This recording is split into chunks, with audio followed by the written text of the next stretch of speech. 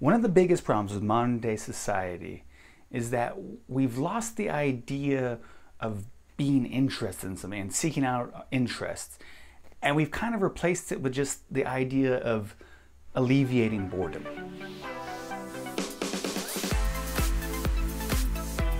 So as I've said in another video, one of my favorite things to ask Korean people is, who was your favorite high school teacher? And this question usually kind of confuses the Korean person. They don't know exactly what I'm even asking. And whenever you ask any American person, they know exactly what you mean, because for us, our favorite high school teacher, for one thing, usually we have several high school teachers that we liked. We have, 4 years of high school. When I was in high school, we had 6 periods, so we had maybe 24 teachers throughout our whole high school career. And for me, I had 3 or 4 that were pretty cool that I liked, and I had one teacher in particular who kind of stood out among the others, and his name was Mr. Ferris, and he was one of my English teachers. And the reason I liked him so much, the reason I think he was my favorite high school teacher, it wasn't because he was so easy that I didn't have to do any work and it was easy to get a good grade. I had high school teachers like that as well, but they weren't my favorite at all. I don't even remember those guys' names. The reason why Mr. Ferris, that high school teacher, that English high school teacher, was my favorite was because not only did he want me to become good at writing, not only did he want me to become good at analyzing literature so that I could get a good grade, and when I got to college I'd be able to write well, and for academic reasons like that, he also wanted me to take an interest in his subject, which was English, which is basically reading and writing. And because of that, I became more interested in English, and it just feels good when the teacher is trying to teach you more than just how to get a good grade. When the teacher is trying to teach you an interest, he's trying to get you interested in the subject that he's interested in, because that's the reason he started teaching that subject. And so I want to talk about how we don't really do that much with interests anymore in modern society. First, I'm going to tell you kind of how we started blending this idea of just alleviating boredom and using that to substitute what we used to do, which was chasing our interests. Number 2, I want to tell you why I think this problem is a little stronger, a little worse in Korea than it is in America. And finally, I want to tell you the ramifications of this problem occurring and getting bigger and bigger and growing larger. So first off, it used to be that humans were bored. All throughout human history, humans get bored. And what you had to do was you had to alleviate that boredom. And the way that you used to alleviate that boredom was being curious and finding some interest, something that interested you, and getting better at it, or learning about it, or doing something like that. Some skill, some hobby. Like, for the sake of this video, I'm going to make like an extreme example of being interested in something or discovering an interest, which would be like reading a philosophy book. Like, that's one end of the spectrum, is actually reading a philosophy book, a really thick, difficult to understand philosophy book where you have to kind of read each page. It takes you 5 minutes to read a page. Maybe you have to read it 2 or 3 times to really understand the content. Maybe you have to ask somebody who's familiar with that content and ask them questions and talk to them about it. So that would be like the far end of the spectrum of kind of difficult interest that you have to chase. And then you have the other end of the spectrum, which is playing Flappy Bird on your cell phone. Playing some stupid, mindless video game on your cell phone. Now, let me start off by saying there's nothing wrong with playing video games. Sometimes you do just want to alleviate boredom. You have 10 minutes on the train and you just want to like kill that time and just get done with it. That's fine. But the problem is, at some point when you're bored, instead of just playing Flappy Bird, you need to chase that interest, because chasing that interest is just good for kind of self-realization, for kind of teaching you things about the world. And now I know I sound like a big snob because I'm talking about reading a book about philosophy. Like, I don't read books about philosophy. Truth be told, maybe I read 3 or 4 books in a year. And it's really sad that when I say that, some of my friends think I'm kind of showing off. No, I'm trying to tell you, I don't really read that much. And what I want to tell you is that there's a big spectrum between playing Flappy Bird or playing a video game on your cell phone and reading a thick tome on philosophy. There's a lot of stuff in the middle. There's things like, the best example I can give is like a TED Talk, right? It's not exactly reading a book on philosophy, but it's certainly not just playing a video game. You're kind of chasing some interest to some degree. Also, just reading a Wikipedia article, or watching certain YouTube videos that are more than just some foreigner eating tteokbokki. Like maybe a YouTube video, I hope my YouTube videos are kind of somewhere in the middle, kind of like a TED Talk-ish type thing, where you're kind of, I don't want to say learning something, but you're following an interest and finding out more about it, and you can take the content from that TED Talk or from this video and talk to other people about it. Listening to some podcasts. I listen to a lot of history podcasts, so even though I don't read about history, I learn a lot through podcasts. There's a lot of stuff between Flappy Bird and reading a difficult philosophy book that are kind of a little bit of alleviating boredom and a little bit of chasing our interests. But I think the problem with modern society is that we've supplanted all of that chasing interest with just Flappy Bird.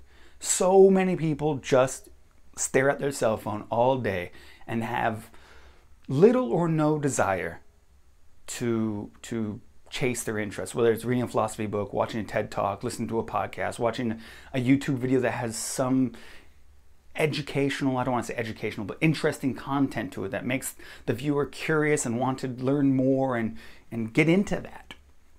And I'm not going to tell you right now that like all Americans are all into chasing their interests and Korean people are not. That's not true at all. I would say most Americans are not into chasing interests. Just as probably most Korean people are not either. I'm sure the grand majority of people on this planet who have access to modern day cell phones spend close to all of their time doing things like playing video games or just looking at social media. But I think the problem is kind of even stronger, even worse in Korea, because I don't think there's a huge foundational basis for chasing your interests. Like I said at the top of this video, I had this favorite teacher. His name was Mr. Ferris, and he was all about sparking our interests in English. Now, I'm not here to say that, Korean high school teachers are so terrible that they don't want to spark an interest in the subjects with the students. I'm not saying that at all. I'm just saying that the point of high school in Korea is a lot more about getting a grade or learning enough that you can pass Suneung or pass TOEFL. Or most education in Korea is very direct and utilitarian. You just need to get that much education so you can get the certificate, so you can get the good job, so you can go on and have a good life. And I'm not going to tell you that in America there's none of that, because there's plenty of that. It's just not as much in Korea. And that's why I think we have a little bit more emphasis in our lives on chasing interests just compared to Koreans. And I'm trying to stress this a lot. Most 80% of Americans, I think, are, mostly about Flappy Birds. I just think maybe in Korea, a lot of people don't care that much or don't have that much guilt about not chasing interests.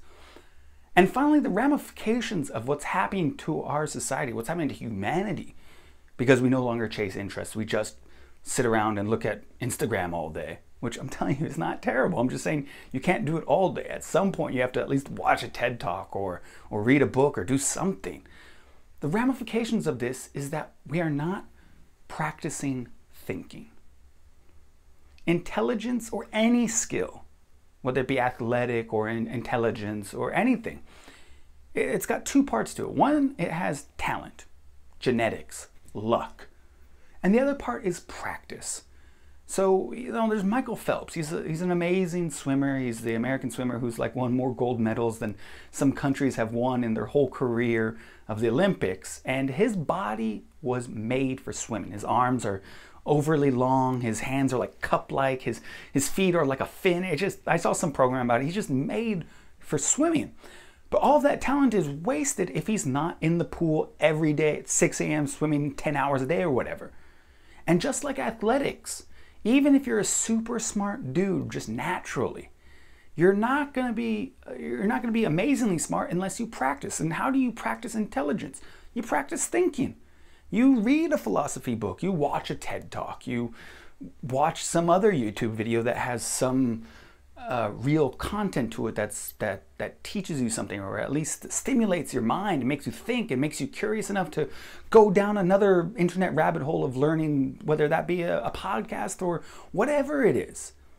If you don't do that ever, even if you're the smartest guy ever, you're not going to end up being that smart. And if you're just genetically or for whatever reason, just born not that smart, but you do get interested in a lot of stuff, you do get curious about a lot of stuff, you do read a lot of books, and you do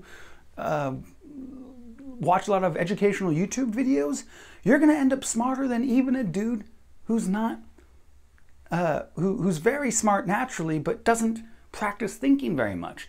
So the ramifications of us as humans, of our society, no longer basically practicing how to think, not chasing our interests and just playing Flappy Bird. The ramifications are all of humanity is going to get, or is already getting, kind of dumber.